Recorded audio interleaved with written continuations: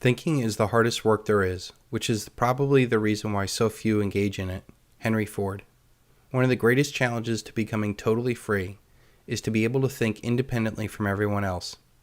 You know instinctively no one cares about you as much as you care about yourself, yet we constantly listen to others about what is best for us instead of thinking about what is best for us. That is because we live in a world where everybody tells you what to think, but no one tells you how to think.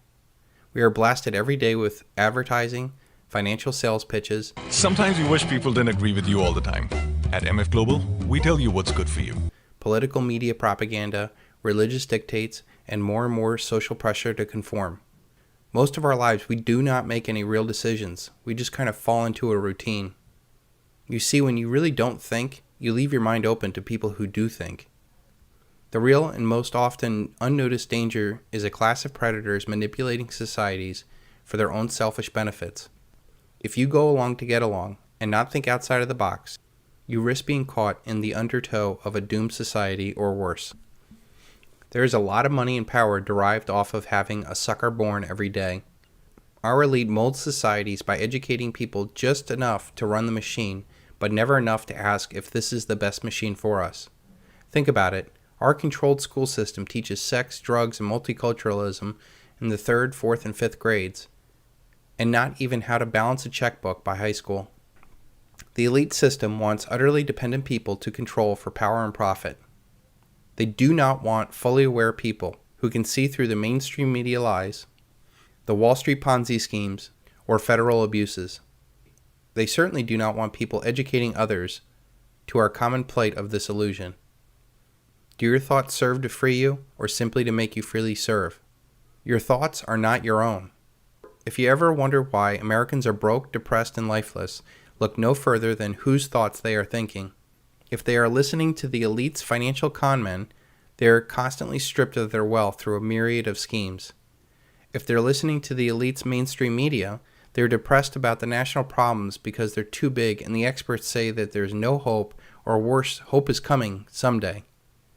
If they're listening to the elite's medical community, they're hooked on psychotropic drugs. They will never get their fire back by tackling their life's challenges. The elite give us the illusion of freedom, but control all of the choices. The elite give us the choice of 500 cable stations, and yet the same message comes from every one of those channels. They give us aisles and aisles of food, and yet 90% of it is just corn and soy byproducts. They give us a choice of hundreds of political candidates, yet nothing changes because both sides are bought and paid for by the elite. They give you the choice of investment of stocks, bonds, and real estate. But when this all goes down, you will see that it's all part of the same illusion of the dollar. This paradigm is controlled by the elite, and if you don't think independently for yourselves, you cannot help but to be controlled, whether you know it or not. Every aspect of your life is monitored, regulated, taxed, and controlled, not for your betterment, but for the betterment of others.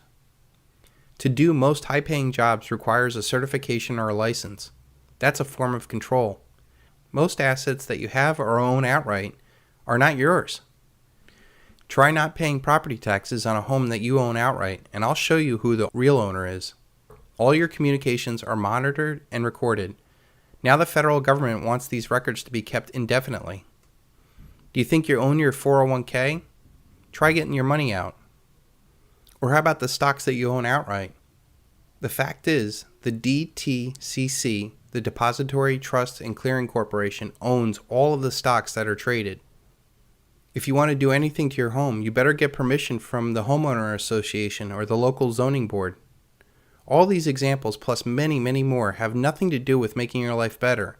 They exist to create power, profit, and a parasitic life for somebody else.